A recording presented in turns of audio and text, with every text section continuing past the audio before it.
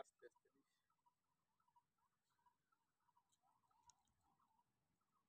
আসসালামু আলাইকুম প্রিয় বন্ধুরা, আমরা এখন নদীর পাড়ে গোসল করতে আসছি। অনেক সুন্দর একটা পরিবেশ। এই পরিবেশটা খুবই ভালো লাগে। দুপুরবেলা রোদ্রের ভিতরে আমরা সবাই মিলে গোসল করার জন্য আসছি। এখন আমরা গোসল করব। এই যে সামনে একটা ব্রিজ আছে, এদিক থেকে খুব সুন্দর একটা লোকেশন। আপনারা চারিদিকটা দেখেন, আমি একা একা একটু সাঁতার কাটি।